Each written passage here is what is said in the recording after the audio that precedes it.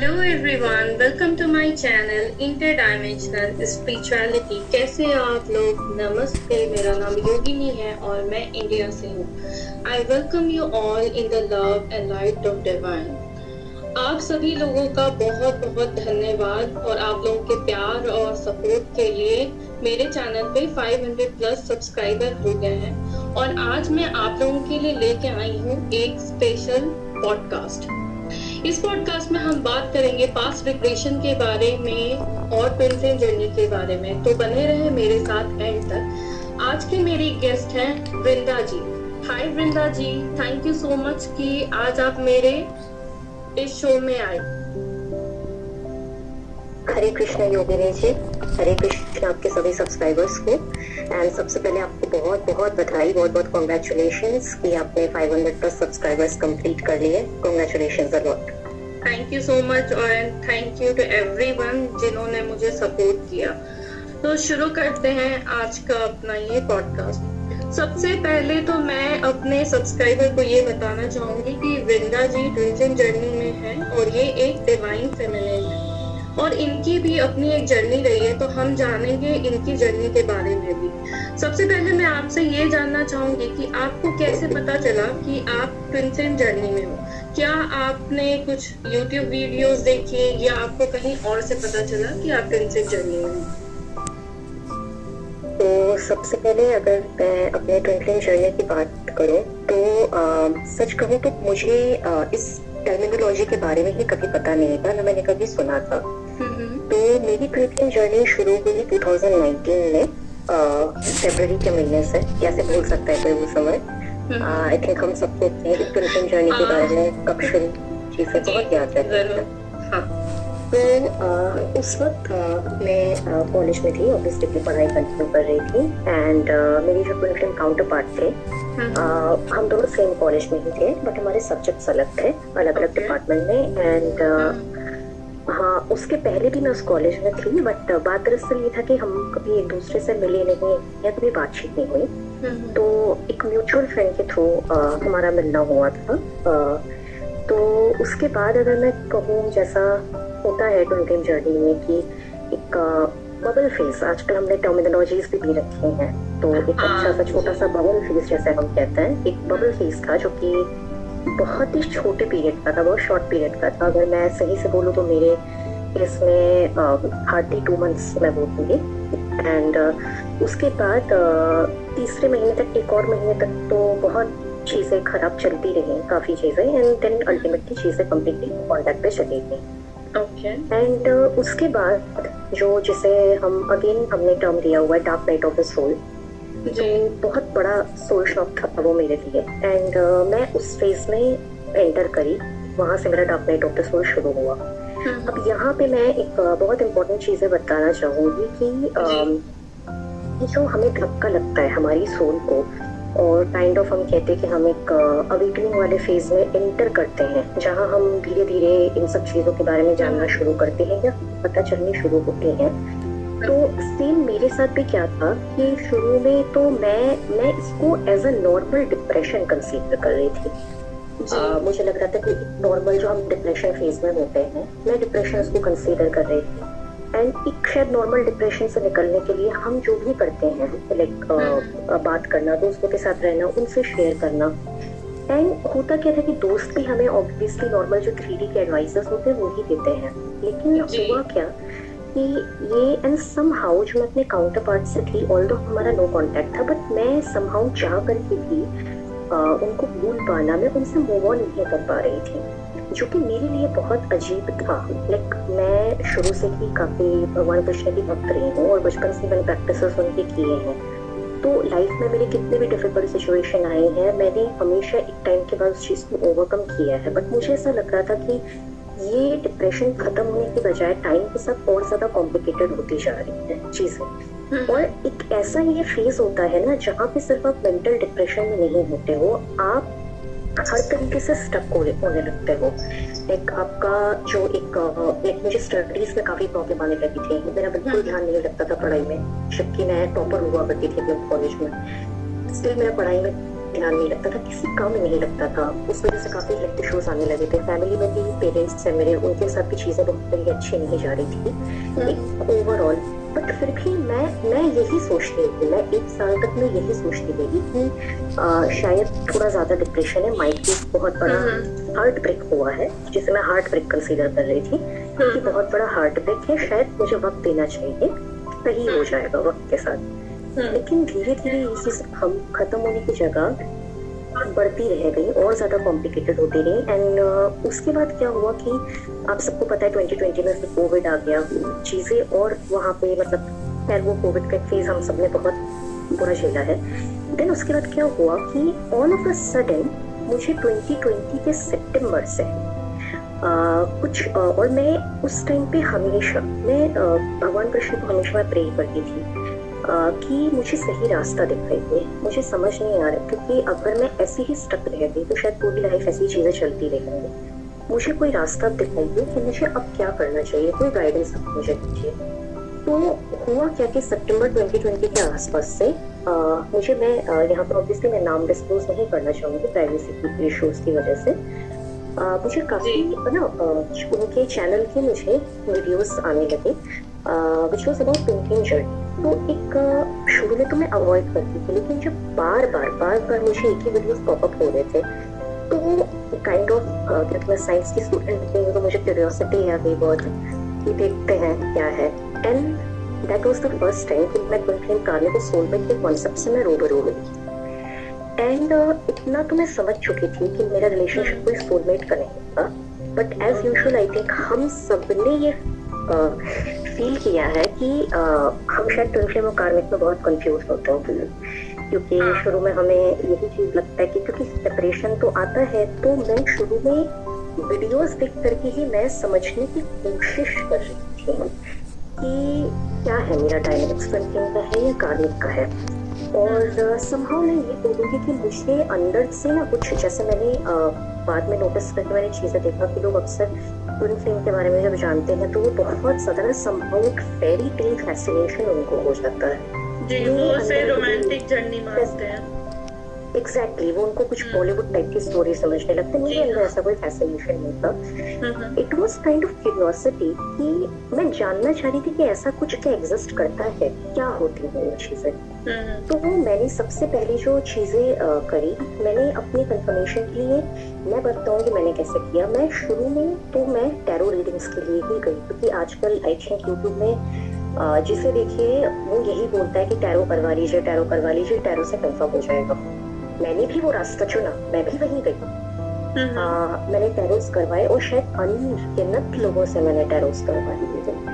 अब होता क्या है कि मैं बहुत डेप्थ में तो नहीं जाऊंगी because I am not a tarot reader, so I am no one to comment on that. But जितना मुझे नॉलेज है, टैरो हमेशा आपकी एनर्जी पे वर्क करता है बेसिकली। तो वो क्या होता था कि कुछ टैरोस जो होते थे वो मुझे बताते थे कि ये आपके ट्विन फ्लेम है, कुछ बता देते थे कि आपके कार्मिक है। तो एट द एंड वो कह रहा था कि मैं ही कंफ्यूज हूँ कि बेसिकली चल क्या रहा है। और ये फेज मेरा कम से कम कंटिन्यू चलता रहा। आई वुड से 7 से 8 महीने 9 महीने 2021 के कोविड के फेज तक ये चीजें चलती थी। और तो आपको कंफर्मेशन कहाँ से मिली? आपको कब कंफर्म हो गया पूरी तरह से कि आप ट्विन जर्नी में ही हैं?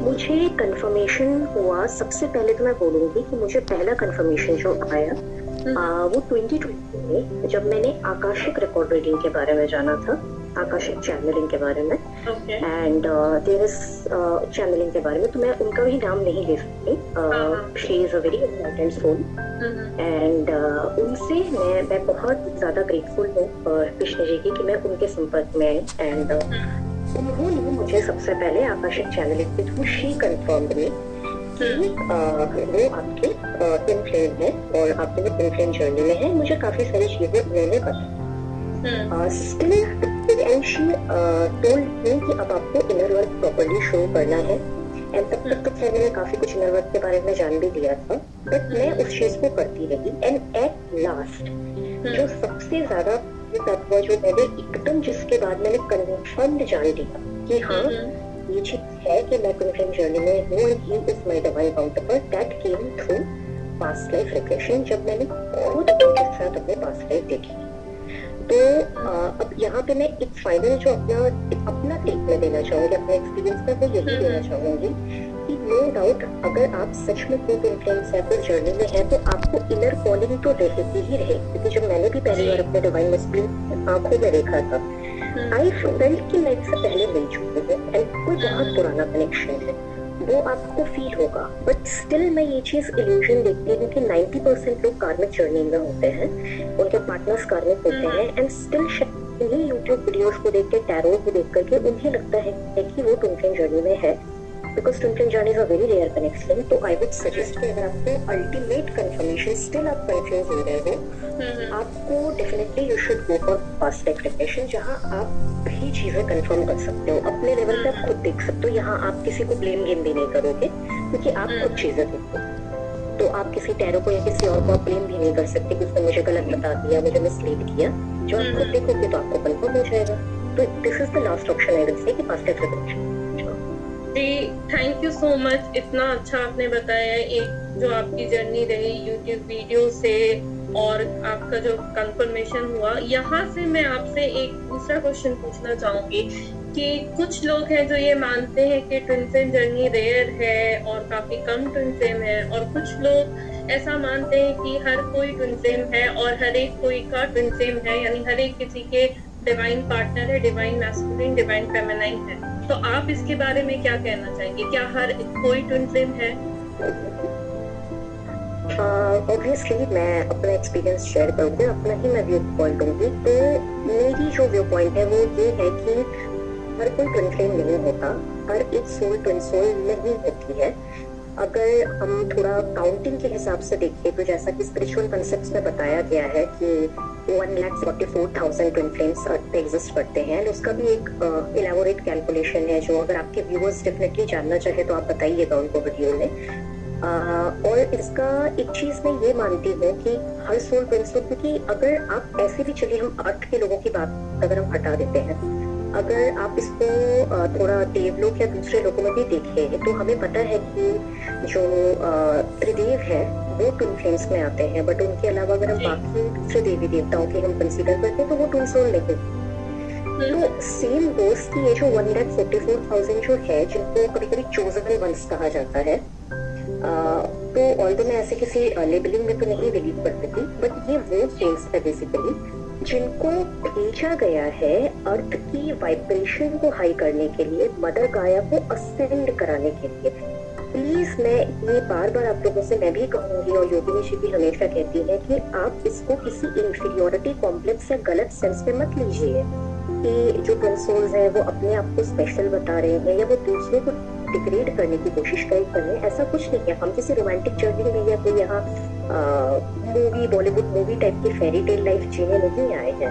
ये जर्नी अपने आप में होती बहुत पेनफुल है, लेकिन उसके बाद जो आपका ट्रांसफॉर्मेशन होता है वो आप बिलीव भी नहीं कर सकते कि आप कहाँ से कहाँ पहुँचते हो। तो ये बेसिकली डिवाइन का ही काम करने आते हैं। और अगर आपको कहीं ना कहीं ऐसा लग रहा है कि तो फिर बाकी सोल बेकार है या उनका कोई पर्पस नहीं है, ऐसा कुछ नहीं है। अर्थ पे हर एक सोल का पर्पस है। डिसाइड ट्विन फ्लेम कई लाइट वर्कर्स भी अर्थ पे आए हुए हैं, स्टार सीड्स भी आए हुए हैं जो at the end of the day सब मदर गाया के लिए ही काम कर रहे हैं। और जो इन सब में से कुछ भी नहीं है, उनको भी अल्टीमेटली अपनी स्पिरिचुअल जर्नी कवर करके उन्हें अपने सोल का ट्रांसफॉर्मेशन करना है, क्योंकि अल्टीमेट डेस्टिनी है आपको उसी डिवाइन के पास ही वापस आपको विलीन होना है जो जहाँ से आपका अस्तित्व शुरू हुआ है। अदरवाइज आप कोई सोल हो चाहे आप कोई नहीं हो, आप घूम फिर के उसी कार्मिक साइकिल में बार बार आते रहोगे।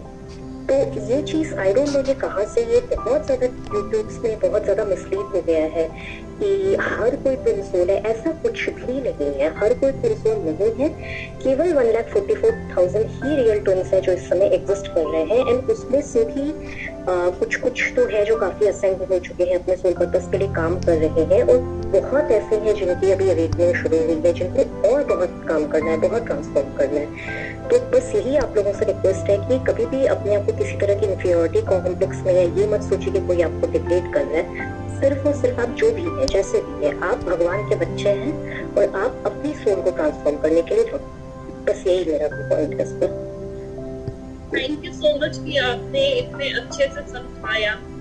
और यहाँ से मैं एक चीज पूछना चाहूंगी कि अगर कोई अपने आप को ट्विन जर्नी में समझ रहा है और वो ट्विन जर्नी में नहीं है, तो आपकी क्या प्रॉब्लम हो सकती है और फॉल्स ट्विन जर्नी क्या है? फॉल्स ट्विन कौन है? तो सबसे पहले तो मैं ये बताऊंगी कि ये जो फॉल्स ट्विन फ्लेम, ये जो टर्मिनोलॉजी, ये मैंने भी शुरू में जो अपनी ट्विन फ्लेम जर्नी मैंने शुरू करी थी and I started doing the research and all that, तो उस टाइम मैंने भी ये चीज देखा था ना कि फॉल्स ट्विन फ्लेम वर्ड बहुत यूज करते हैं। तो later I came to realise कि एक्चुअली में ना फॉल्स ट्विन फ्लेम जैसी कोई टर्मिनोलॉजी होती ही नहीं है। ठीक है, वो कार्मिक होते हैं आपके, जिनको आप ट्विन फ्लेम समझने की गलती करते हैं। ठीक है, जैसा कि मैं बता रही थी इल्यूजन में होने की वजह से, तो आइदर या तो आपका ट्विन फ्लेम है और नहीं तो कोई और है, कार्मिक है। ठीक है, फॉल्स ट्विन फ्लेम जैसा कुछ नहीं होता। एंड ये चीज बहुत बड़ी थी इसलिए भी होती है क्योंकि देखिए ट्विन जर्नी में क्या होता है कि हर ट्विन सोल की ना अपनी एक अलग जर्नी होती है, जो कि टोटली डिपेंड करती है कि उनके सोल कॉन्ट्रैक्ट में पहले से क्या डिसाइड हुआ था। तो कई बार ऐसा होता है कि बहुत से तो जो ट्विन्स होते हैं उनके डिवाइन मस्कुलिन आकर के जब उनको ट्रिगर करते हैं, सेपरेशन फेज शुरू होता है, तब उनका dark night of the soul and transformation शुरू होता है। लेकिन कई केसेस में ऐसा भी हो सकता है कि आपके ट्विन फ्लेम एनकाउंटर से पहले शायद एक कार्मिक आकर के आपकी अवेकनिंग स्टार्ट कर जाए। आप बहुत डिप्रेशन के फेज में जाएंगे एंड देन आप धीरे धीरे ट्रांसफॉर्म करना शुरू करेंगे।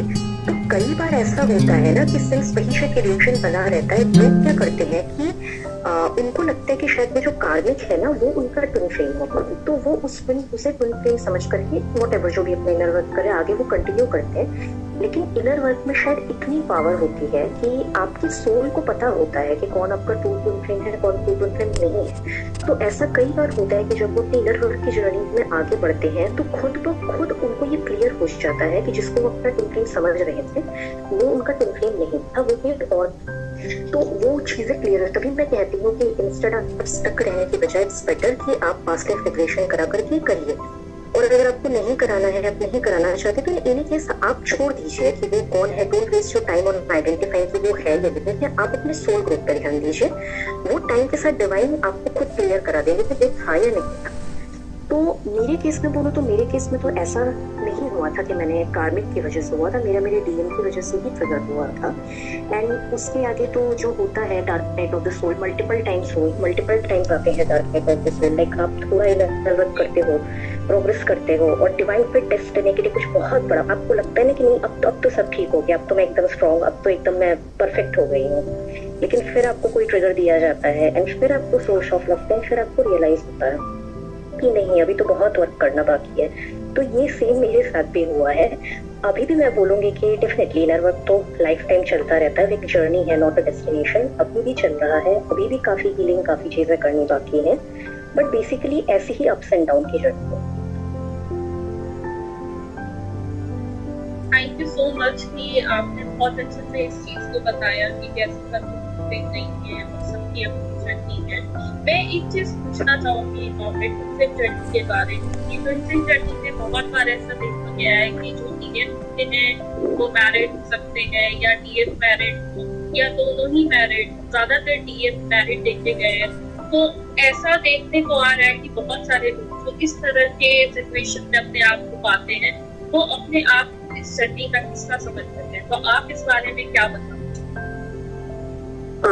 योगिनी जी, मैंने भी ये चीज एक्चुअली बहुत एनकाउंटर किया है, मैंने भी। और आई थिंक हम सभी भी कहीं ना कहीं अपने आसपास, अगर हम थोड़ा देर की ट्विन फ्लेम जर्नी को हटा भी देते हैं तो भी आजकल हमने ये चीज भी बहुत कॉमनली देखी है कि लोग मैरिड होते हैं एंड स्टिल वो ऑल ऑफ अ सडन किसी को एनकाउंटर करते हैं शादी के बाद एंड उन्हें ऑल ऑफ अ सडन लगने लगता है। सिंस आजकल ब्रोकिंग टर्मिनोलॉजी भी बहुत कॉमन होती जा रही है यूट्यूब पे, तो उन्हें लगता है कि भाई हम ट्विन फ्लेम में, हम जन्मों जन्मों के साथ ही ऑल दैट। तो इस पे ना मैं एक बात कहना चाहूंगी, आई थिंक हम सबने अपने जीवन में कभी ना कभी वो बात सुनी होगी, और अगर नहीं भी सुनी है तो मैं तो अपने ही इष्ट देव श्री राधा कृष्ण का ही एग्जाम्पल लेना चाहूंगी कि अगर आप किसी से अनकंडीशनल लव करते हैं ना, जो सोल बेस्ड लव होता है ना, उसके लिए उस इंसान का फिजिकली मौजूद होना आपके पास जरूरी नहीं है। आप कभी भी उसको फिजिकली अपने पास रखने के लिए आप पोजेसिव नहीं हो। तो प्लीज इस लस्ट बेस्ड के जो इस तरीके के रिलेशन होते हैं, इनको फिल्म जैसी एक पवित्र जर्नी के साथ छोड़ करके इसको गंदा मत करिए। ये बहुत जेन्युइन रिक्वेस्ट है, क्योंकि ट्विन सोल जर्नी जो है वो एक बहुत बहुत पवित्र जर्नी है। यहाँ आप श्री कृष्ण राधा रानी को आप देखिए, अगर उनको वो तो 100 वर्षों तक एक दूसरे से कभी मिल भी नहीं पाए, लेकिन हमेशा श्री कृष्ण के नाम के आगे हम राधा रानी का ही नाम देते हैं। उनको प्रेम की मूर्ति मान करके, प्रेम की पराकाष्ठा मान करके उनकी पूजा की जाती है।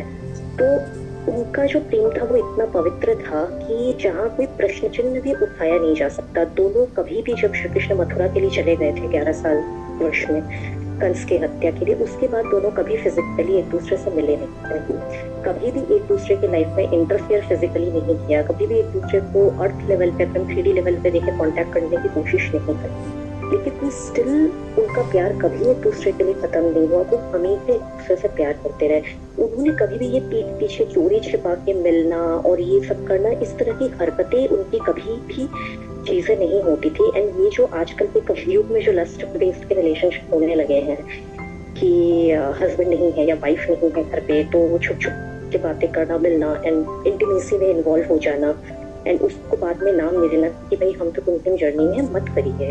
आप कितना कर्मा अपने लिए क्रिएट कर रहे हैं आपको भी नहीं पता। तो जस्ट बिकॉज कि आपको, तो देखिए कई बार ऐसा होता है ना कि आपकी, हो सकता है आपकी अपनी शादी में कुछ प्रॉब्लम्स है, आप उनको सॉल्व करने की कोशिश करिए। कई बार ऐसा होता है कि कपल्स के बीच में खुद ही आपस में प्रॉब्लम होते हैं, एंड फिर वो बाहर जाकर के सम सॉर्ट ऑफ टेम्पररी चीजें ढूंढने लगते हैं, फिर उन्हें कोई मिल जाते हैं तो उसको अंतिम जर्नी का नाम दे करके हर गलत, हर नाजायज चीज को वो जायज ठहराना शुरू कर देते हैं, जो कि बिल्कुल भी सही नहीं है। और this is kind of a cheating with your partner. ये आप चीट ही कर रहे हैं उनको। तो चीटिंग इन एनी केस हो, चाहे किसी भी केस में हो, चीटिंग चीटिंग ही होती है। आप उसको कोई भी सही लेवल लगा करके कि मैं डिससेटिस्फाइड हूँ अपनी लाइफ में, अरे आप डिससेटिस्फाइड है तो आप अपनी सोल के लिए काम करिए ना। आप देखिए कि आपके अंदर कहाँ कमी है, अपने पार्टनर से बात करिए, चीजों को सॉर्ट आउट करने की कोशिश करिए। और अगर आपको लग रहा है कि चीजें स्टिल सॉर्ट आउट नहीं हो सकती है, तो म्यूचुअल आप डाइवोर्स ले लीजिए। वो आप डिसाइड करिए कि क्या इश्यूज है, सॉर्ट हो सकता है, नहीं हो सकता है, कम्युनिकेट करिए आपस में, देखिए क्या पॉसिबल सोल्यूशन है। लेकिन जस्ट बिकॉज कि अब मेरी चीजें पर्सनल लाइफ में वर्कआउट नहीं कर रही है, तो मैं किसी को पकड़ लूं एंड देन मैं उसको ट्विन फ्लेम का नाम दे करके आराम से कंटिन्यू किए जा रहे पीठ पीछे। आप कितना ह्यूज कर्मा क्रिएट करो, उसको आपको कितने जन्मों तक आपको पे ऑफ करना होगा आपको नहीं पता। सो प्लीज इस तरह की चीजें, एक्टिविटीज को कंटिन्यू मत करिए। और यहाँ योगिनी जी, मैं एक चीज और बोलना चाहूंगी, आजकल बहुत जो है ट्विन फ्लेम भी है, मैं उनके लिए एक बात कहना, ये तो नॉन ट्विंस की बात होगी। कई बार ऐसा होता है जो आप बता रही हैं कि दोनों, हाँ मैं मानती हूँ, कई बार होता है कि दोनों में से या तो कोई एक ट्विन पार्टनर मैरिड होता है या कभी कभी दोनों ही मैरिड होते हैं। ये ऐसे केसेस भी होते हैं, क्योंकि उनके सोल कॉन्ट्रैक्ट के मुताबिक उन्हें शादी के बाद ही मिलना होता है और वहां से उनकी अवेकनिंग शुरू होती है। यहाँ पे भी मैं एक ही चीज कहना चाहूंगी, मैं अभी तो जर्नी पे नहीं जाऊंगी, बस एक बात कहना चाहूंगी कि अगर आपको ये लगता है कि जस्ट बिकॉज आपका पार्टनर कार्मिक है, आपके कार्मिक पार्टनर से शादी हुई है एंड उसके बाद आपको आपका ट्विन फ्लेम मिला है, तो अब जस्ट बिकॉज आपने एक लेवल लगा दिया, एक तो बहुत कॉमनली लेवल लगा दिया जाता है कि कार्मिक बहुत बुरे होते हैं, जबकि अगर हम सोल लेवल पे देखें तो कार्मिक अगर हमें धक्का ना दे ना, तो शायद हम वही शाहरुख खान वाली मूवीज में ही घूमते रहते हैं ट्विन जर्नी को समझ कर। कार्मिक के धक्के की वजह से ही हम समझते हैं, अदरवाइज हम बॉलीवुड में ही पड़े रहते हैं। तो मैं यही चीज यहाँ पे कहना चाहूंगी कि जस्ट बिकॉज वो आपका कार्मिक पार्टनर है, आपको लाइसेंस नहीं मिला है उसे चीट करने का, ठीक है? क्योंकि अगर आप चीट कर रहे हो ना, तो डिवाइन के लिए ना डजंट मैटर कि वो आपका कार्मिक था, वो आपका ट्विन था, वो आपका सोलमेट था, चीटिंग चीटिंग होती है। कर्मा कभी रिश्ते देख करके नहीं आता है। तो आपका ट्विन आपको शादी के बाद मिला है, वो आपको लाइसेंस नहीं देता है कि आप अपने कार्मिक को भी चीट करो। Twin flame journey is all about breaking the stereotypes. Twin journey आपको इसीलिए दी जाती है, वो सिखाता है कि नो मैटर व्हाट, आप किस रिलीजन से बिलोंग करते हो, आप किस रेस से बिलोंग करते हो, आप गरीब हो अमीर हो, व्हाटएवर, आपको हर चीज से ऊपर उठ करके अनकंडीशनल लव को चूज करना है। आपको सोसाइटी के रूल्स ब्रेक करने हैं, क्योंकि रूल्स 3D वर्ल्ड के इम्पोज किए होते हैं, स्पिरिचुअल वर्ल्ड में कोई रूल्स नहीं होते हैं। तो ये journey is all about breaking stereotypes. और अगर आपको वही चीजें कंटिन्यू करनी है कि ट्विन फ्लेम जर्नी, आपको डीएम भी चाहिए और आप अपने कार्मिक को भी नहीं छोड़ रहे हैं, उनको भी आपने दे करके रखा है, तो आई वुड से कि प्लीज आप ऐसे मत किसी की लाइफ खराब करिए। आप या तो एक कोई सॉलिड डिसीजन लीजिए, या तो दोनों अपने पार्टनर को छोड़िए और आगे बढ़ाइए, सोल ग्रोथ करिए। और अगर आपके अंदर नहीं है उतनी हिम्मत, आपको लगता है कि भाई नहीं कर सकते, हमारे बच्चे इन्वॉल्व है, एक बहुत बड़ा फैक्टर होता है मैरिड ट्विन फ्लेम्स के लिए, हमारे बच्चे इन्वॉल्व है, तो उनका क्या होगा। तो यहाँ पे भी मैं एक बात कहना चाहूंगी कि सबसे पहली बात तो आप एक खुद अपने दिल पे हाथ रख करके पूछिए और मुझे आप ये बताइए, आपका बच्चा एक लवलेस पेरेंट्स के बीच में फंसा हुआ है। एक एज के बाद बच्चे भी जब 12-13 साल के 14 साल के हो जाते हैं, उन्हें भी चीजें समझ आने लगती है कि हमारे पेरेंट्स के आपस में बन नहीं रही है, right. They are not happy with each other. वो रोज के लड़ाई झगड़े देख रहे हैं, वो देख रहे हैं कि दोनों एक दूसरे की डिसरेस्पेक्ट कर रहे हैं, शायद उन्हें कभी पता भी चल जाए कि उनके पेरेंट्स चीट भी कर रहे हैं। तो आप मुझे ये बताइए कि आप अपने बच्चे के लिए, मतलब आप साथ रह करके आप क्या, मतलब अल्टीमेटली आप उसे कौन सा आपको अच्छा एग्जाम्पल सेट करते हैं कि ऐसे तो इनर चाइल्ड ट्रॉमा भी हो जाता है। एग्जैक्टली वो उस लवलेस मैरिज को देख करके जब वो बड़ा होगा तो 50 इनर ट्रॉमा लेकर के जाएगा, फिर वो बैठ के यूट्यूब वीडियोस देखेगा और वो हीलिंग करने का सोचेगा, या कुछ तो चल करके आगे क्रिमिनल बन जाए। जी, अगर वो देख रहा है कि उसका फादर उसकी मदर को पीट रहा है या उसकी मदर डिसरिस्पेक्ट कर रही है, तो बहुत साइकोलॉजिकल चांसेस है कि वो आगे चल करके वही चीजें करे। तो आपको लगता है कि ऐसी एक लवलेस मैरिज में अल्टीमेटली आपके बच्चे की सोल ग्रोथ तो छोड़िए, सोल ग्रोथ तो दूर दूर तक नहीं हो सकती, बट क्या एक नॉर्मल मेंटल सोशल ग्रोथ होनी चाहिए, वो भी नहीं हो रही। तो आपको अपने बच्चे के खातिर ऐसे मैरिज में क्यों रहना है? इससे बेटर है कि आप अलग होके आप इंडिपेंडेंटली रहिए। अगर आपका डीएम नहीं छोड़ना चाह रहा, अपने पार्टनर को जाने दीजिए, उसको जाने दीजिए, उसे अपना करना, क्योंकि उसे अपनी स्टीरियोटाइप्स खुद ब्रेक करने हैं। राइट। आप निकलिए एक लवलेस मैरिज से, आप निकलिए, आप जॉब करिए, आप खुद को फाइनेंशियली इंडिपेंडेंट बनाइए, आप खुद जिम्मेदारी लीजिए। अब जस्ट बिकॉज आपका डीएम, कई ऐसी भी औरतें होती है जिनका डीएम अगर नहीं छोड़ रहा था अपने कार्मिक पार्टनर को, तो वो ये डिसाइड करती है कि ठीक है फिर मैं भी अपने कार्मिक पार्टनर के साथ रहूंगा। नहीं, आप उससे आपका डीएम क्या कर रहा है, क्या नहीं कर रहा है, आपको क्या मतलब, उसके अपने लेसन है। अगर उसे लर्न करना होगा वो लर्न करेगा, वो आएगी। आप पहले अपना लेसन लर्न करिए, तब आपका डीएम करेगा। तो यही बस मेरा लास्ट है कि प्लीज कोई लस्ट बेस्ड कंसेप्ट को, लस्ट बेस्ड रिलेशन को ट्विन फ्लेम का नाम मत दीजिए। और जो मैरिड ट्विंस भी है वो प्लीज थोड़ा अपनी आत्मा की आवाज सुन के थोड़ा एक सोलफुल डिसीजन लीजिए, mindful decision. That's okay, thank you so much कि आपने ये चीज बहुत ही अच्छे से समझाया। और मैं ये आपसे एक सवाल पूछना चाहूंगी कि आखिर ट्विन फ्लेम जर्नी में जो यूनियन का कॉन्सेप्ट है, जैसे ही लोग जानते हैं ट्विन फ्लेम जर्नी है, वो तुरंत पूछ जाते हैं कि हमारा यूनियन होना चाहिए। पर ये यूनियन क्या है? क्या ये 3D वर्ल्ड में शादी हो जाना है इस यूनियन, या डीएम से बातें करना इस यूनियन, या एक अफेयर चल जाना इस यूनियन? यूनियन है क्या? देखिए, अब इसमें मैं आपको थोड़ा सा अपने पास्ट लाइफ के सेशन के बारे में आई थिंक शायद एग्जांपल दूंगी, तो आई थिंक आपके व्यूअर्स को ज्यादा अच्छे से समझ आएगा। क्योंकि मेरा एक जो कॉन्सेप्ट है कि फिजिकल यूनियन यानी शादी हो जाना, वही यूनियन है, ठीक है। देखिए, दिस इज पार्शियली ट्रुथ। ये ट्रुथ पार्शियल इसीलिए है क्योंकि फिजिकल यूनियन 3D में मैनिफेस्ट होने से पहले आपका कॉस्मिक यूनियन होना होता है, जिसे हम 5D यूनियन या सोल मर्जिंग भी कहते हैं। अगर आपकी सोल मर्जिंग हुए बिना आपका सिर्फ फिजिकल यूनियन हो गया, लाइक सिंपली मैरिज हो गई, अगर 3D के पर्सपेक्टिव से देखें, तो that is not at all union, क्योंकि उस केस में फिर दोनों ही अनअवेकेंड है। जैसा कि अगर मैं अपने पास्ट लाइफ की बात करूँ तो मेरे पास्ट का एक बर्थ जो मैंने देखा था, उसमें मैं अपने डीएम से ही मैरिड थी ऑलरेडी। मेरा फर्स्ट मैरिज था, मैं अपने डीएम से ही मैरिड थी। बट क्योंकि हम दोनों ही अनअवेकेंड थे, हम दोनों ने ही कोई इनर वर्क नहीं किया था, तो वो मैरिज मेरी इतनी पेनफुल रही कि अल्टीमेटली वो ट्रॉमा मेरे अंदर बैठता रह गया। मेरी बहुत अर्ली डेथ हो गई उस एज में, मेरे सारे लेसन्स इनकम्प्लीट रह गए, मैं कुछ फुलफिल नहीं कर पाई। तो वो अपने आप में वो चीज एक एग्जाम्पल था कि ऐसे तो फिर अगर सिर्फ फिजिकल यूनियन होता तो फिर उस हिसाब से तो शायद मेरा यूनियन हुआ था, मेरी शादी हुई थी। लेकिन फिर वो मैरिज मेरी इतनी पेनफुल क्यों रही अपने डीएनए के साथ, क्योंकि हमारा सोल मर्जिंग नहीं हुआ था, हमारे 5D यूनियन नहीं होता, क्योंकि हमारे सोल की ग्रोथ ही नहीं हुई, हम अवेकेंड ही नहीं थे। और जहाँ तक दूसरी बात रही, ये आजकल जो बहुत कॉमनली चला है कि व्हाट्सएप पे बात हो जा रही है, चैट हो जा रहा है, मिलने के लिए बुला ले रहे हैं एक दूसरे से, तो ये एक्चुअली ये यूनियन रियूनियन कुछ नहीं होता है, ठीक है, ये कुछ भी नहीं है, ठीक है। जब तक ये बेसिकली क्या होता है ना कि जब हम थोड़ा थोड़ा इनर वर्क करते हैं, थोड़ा सा हमारा वाइब्रेशन वगैरह बढ़ता है। और तो मैं टू बी फ्रैंक अगर मैं बोलूँ तो मेरे नोन में मैंने जितने ट्विन देखे हैं, मैंने उनका एक बहुत लंबे टाइम तक नो कॉन्टेक्ट ही देखा है, चाहे वो 5 साल 7 साल 12 साल 15 साल उनका नो कॉन्टेक्ट हो।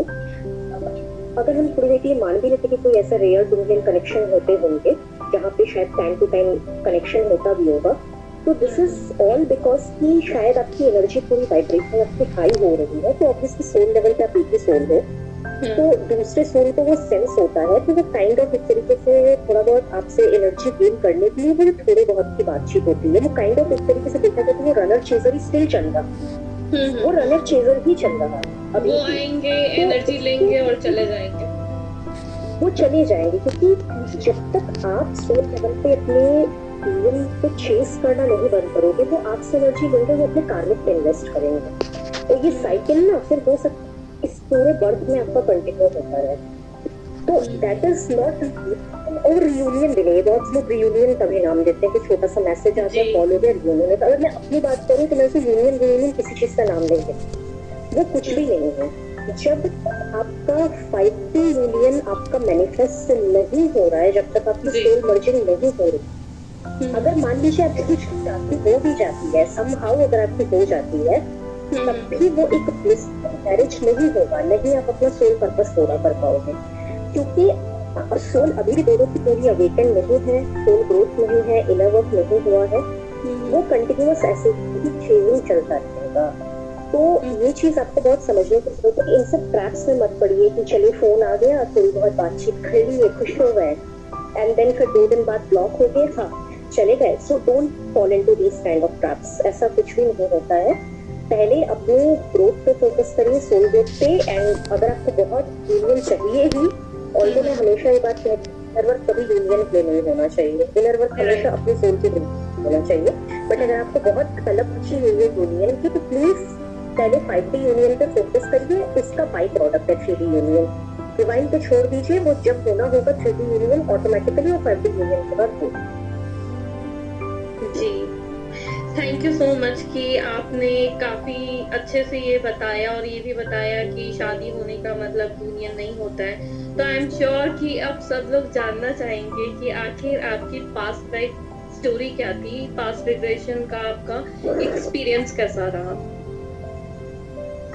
जी बिल्कुल, मैं इस बारे में भी थोड़ा बताना चाहूंगी कि दरअसल बात ये था कि मैंने अपना जो बर्थ मैंने देखा था अपने डीएम के साथ, तो वो उस बर्थ में मैं बहुत पहले की बात है, बिकॉज अराउंड आप कह सकते हैं 1780 बात करूँ, 1700-1800 के आसपास का टाइम था।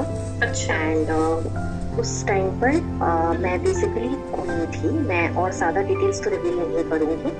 और मेरे जो डीएम थे वो मेरे हस्बैंड थे, एंड वो किंग थे, and as per that time जो समय बहुत कॉमन था मल्टीपल मैरिजेस का, तो मेरे डीएम ने भी काफी मैरिजेस किए हुए थे, I was one of those queens. तो शायद अगर उस समय की बात करूं तो जो मैंने आगे का देखा वो ये था कि बाकी रानियों के साथ मैं भी रहती थी, एंड समहाउ शायद मैं बहुत खुश या सेटिस्फाइड तो अपनी मैरिज से नहीं थी। एंड जो थोड़ा मैंने उसके आगे देखा वो मैंने ये देखा कि unfortunately I have been raped, और किसी आई हैव बीन रेप्ड, मेरा बलात्कार हुआ था। एंड उस समय के मतलब वो भी किसी दूसरे किंग की वजह से ही हुआ था।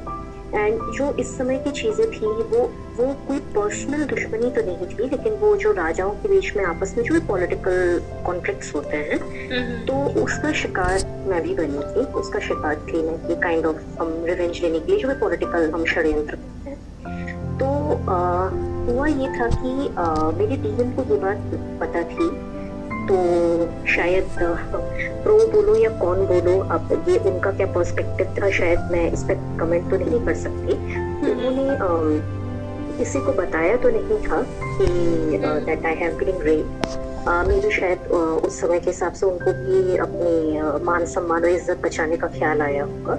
लेकिन क्योंकि हम दोनों ही अवेकन नहीं थे, तो उन्होंने मुझे बेसिकली अबैंडन किया हुआ था। मतलब मैं फिजिकली तो उनके महल में मौजूद थी, लेकिन हम कभी भी इमोशनली कनेक्ट नहीं हो पाए, और उन्होंने हमेशा मुझे अबैंडन किया। उन्होंने मुझसे कभी बात नहीं करी जब तक मैं जिंदा थी, ऑलवेज इग्नोर किया। एंड हुआ ये कि मैं मतलब शायद उस चीज का जो उस चीज का ट्रॉमा था कि मेरा साथ उन्होंने नहीं दिया मतलब हस्बैंड, या फिर मैं ये कहूँ कि मैं भी शायद उस चीज के लिए जस्ट बिकॉज कि वो मेरे हस्बैंड थे, मैं बर्दाश्त करती रह गई उस चीज को। मैंने टॉलरेट किया। मैंने अपने साथ जो अन्याय हुआ, चाहे वो उस राजा ने किया जिन्होंने मेरा बलात्कार किया, या जो मेरे डीएम ने मुझे दिया, तो जो सबसे बोला जाता है बहुत जरूरी होता है ड्रिंकिंग जर्नी में हर डीएफ के लिए कि आपको अपने सेल्फ रेस्पेक्ट के लिए, आपको अपने आत्मसम्मान के लिए खड़े होना है, आपको अपने से सेल्फ लव करना है।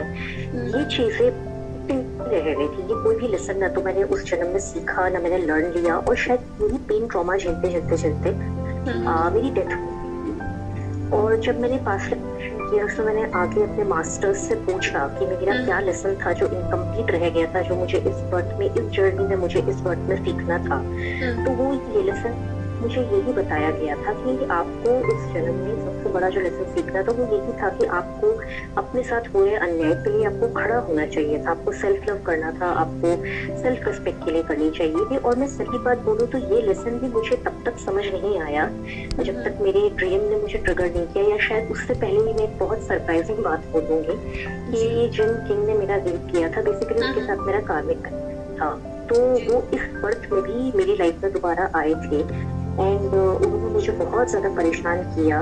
उस पर्सन ने मुझे बहुत ज्यादा, he was basically a kind of psycho. वो बिल्कुल साइको था, ऑब्सेस था, एंड मैं बिल्कुल भी उसमें इंटरेस्टेड नहीं थी। एंड स्टिल मुझे बहुत बुरी तरीके से उसने ट्रैप किया, ब्लैकमेल करना, परेशान करना, मेंटली अब्यूज करना, टॉर्चर करना, बात बात पे धमकियां देते रहना।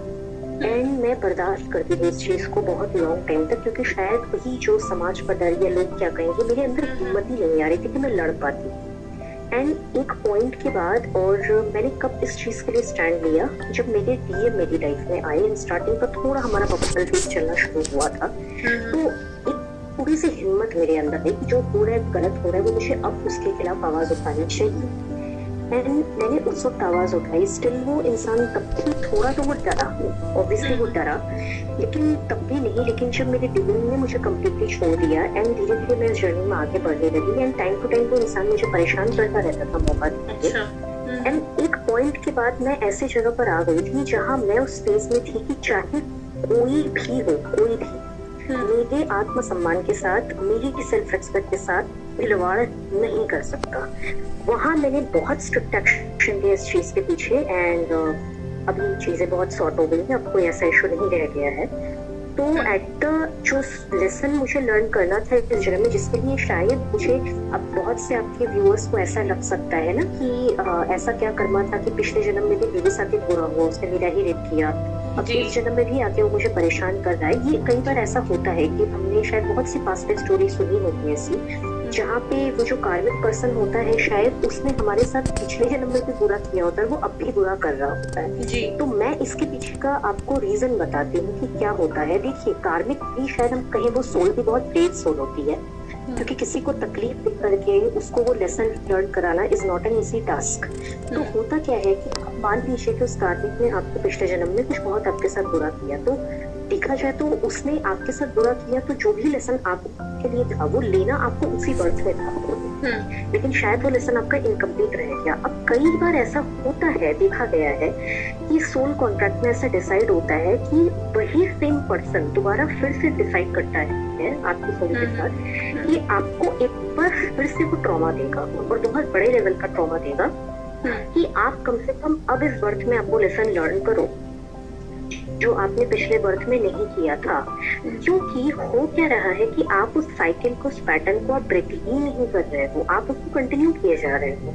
तो ऐसा भी कई बार होता है, जरूरी नहीं है कि हमने गलत किया है तभी वो कर रहा है। हो सकता है वो हमें कई बार लेसन लर्न कराने के लिए भी वो हमसे कई बर्थ में आकर के गलत करते हैं। जब तक कि हम उस पैटर्न को ब्रेक करके हम उस चीज के लिए स्टैंड लेना शुरू नहीं करते, तो ये भी इसका एक बहुत बड़ा रीजन। तो मैंने काइंड ऑफ जो देखा वो यही स्टोरी था कि एक कार्मिक के साथ भी मैंने अपना देखा कि मुझे क्या सीखना था, और मैंने अपने डीएम के साथ भी वो सारे लेसन देखे। मैंने ये भी लर्न किया, मुझे मेरे मास्टर ने ये भी बताया कि मैंने अपने डीएम को फॉरगिव नहीं किया था, मैंने उस रेपिस्ट को मैंने फॉरगिव नहीं किया था, मेरे अंदर कंपैशन नहीं था। तो ये सारी लेसन मुझे इस वक्त में लर्न करने थे। एंड शायद मैं यही बोलूंगी कि कृष्ण की कृपा से मैंने बहुत से लेसन अपने लर्न किए हैं, पर अभी भी बहुत से लेसन लर्न करने बाकी है, क्योंकि टाइम टू टाइम हम ट्रिगर हो जाते हैं, 3D की तरह बिहेव करने लग जाते हैं। लेकिन हमें ये बहुत समझने की जरूरत है, जो भगवान कृष्ण गीता में कहते हैं कि हमारी पहचान ये शरीर नहीं है, हमारी पहचान हमारी आत्मा है। तो आपको यही समझना है, बस आपको भगवद गीता पढ़नी ही नहीं है, आपको समझनी भी है। जो वो समझाना चाह रहे हैं कि अपने आप को एज अ सोल आइडेंटिफाई करिए, इन लेसन्स को लर्न करिए, और डीएम के लिए या किसी और के लिए नहीं, अपने लिए लर्न करिए, डिवाइन तक पहुंचने के करिए, क्योंकि अल्टीमेटली आप अपने डीएम के साथ मर्ज होकर के ही आप डिवाइन से ही मर्ज होते हैं। तो एट द एंड आपको डिवाइन उसी सोर्स में ही आपको वापस विलीन होना है जहाँ से आपका ओरिजिन हुआ है। तो बस यही मेरा व्यू पॉइंट था, यही मेरी स्टोरी थी। Thank you so much. आपने बहुत ही ब्यूटीफुली एक्सप्लेन किया कि कैसे हमारे कार्मिक पैटर्न्स रिपीट होते हैं। यहाँ पे मैं अपने व्यूअर्स को बताना चाहूँगी कि वृंदा जी का पास्ट रिग्रेशन मैंने ही किया था। वृंदा जी, आई थिंक एक एपिसोड काफ़ी नहीं है आपके साथ, हमें आगे और बहुत सारे एपिसोड करने होंगे ताकि हमारे व्यूअर्स को और नॉलेज मिल सके आपसे। पर आज के लिए काफ़ी बातें हो गई हैं, तो आज मैं आपको जाने दूंगी, और हमारे व्यूअर्स के लिए आप कुछ कहना चाहती हैं तो प्लीज़ बोलें। ये वीडियो मेरे व्यूअर्स को बहुत ज़्यादा पसंद आएगा। Thank you Vrinda ji, thank you so much, bye. और मैं भी ये कहना चाहूंगी अपने लेवल पे कि आप सब योगिनी जी को सपोर्ट करते रहिए, उनको ऐसे ही उनके प्रति आप अपना प्यार बना के रखिए। बहुत करेजियस होता है कि वो भी अपनी जर्नी में आगे बढ़ रही हैं, और उनकी भी अपनी एक लाइफ है, वो भी अपनी हीलिंग कर रही है, सब कुछ कर रही है, स्टिल वो टाइम निकाल रही है आप लोगों के लिए। आपके रिक्वेस्ट पे जैसे ही आप डिमांड करते हैं वो लाती है, और उन्होंने मुझसे भी इसी सेशन के लिए कॉन्टेक्ट किया था। तो मुझे भी लगा कि शायद एक बहुत अच्छा प्लेटफॉर्म है, जहाँ मुझे लगता है कि शायद मेरे जैसे ऐसे बहुत से सोल्स होंगे जो बहुत कंफ्यूज रहे होंगे। एंड शायद मैं बहुत वक्त से मैं खुद प्रार्थना कर रही थी डिवाइन से कि मुझे भी कोई ऐसा प्लेटफॉर्म मिले शायद जहाँ मैं अपनी बात रख पाऊँ, मैं अपनी जर्नी शेयर कर पाऊँ, कि शायद अगर मेरी इस जर्नी को शेयर करने से किसी एक भी इंसान को थोड़ी बहुत भी हेल्प होती है, तो मैं बहुत शुक्रगुजार रहूंगी डिवाइन के पास उस चीज के लिए। तो आप सब अपना प्यार योगिनी जी के लिए ऐसे ही बनाए रखिएगा, और जैसा कि उन्होंने कहा कि अगर हमें समय मिला तो आगे हम फिर से बनाएंगे आपकी डिमांड पर, अगर डेफिनेटली आपको पसंद आया होगा ये पॉडकास्ट, तो जरूर उनके साथ सपोर्ट बना के रखिए। जरूर बनाएं। बाय। तो गाइस, ये था मेरा संडे स्पेशल पॉडकास्ट। प्लीज़ मुझे कमेंट सेक्शन में बताना कि आपको ये पॉडकास्ट कैसा लगा, और कौन से टॉपिक पे आप चाहते हो कि हम पॉडकास्ट करें, और कौन से एक्सपीरियंसेस आप लोगों से सुनना चाहते हो। तो मिलते हैं नेक्स्ट वीडियो में, बाय।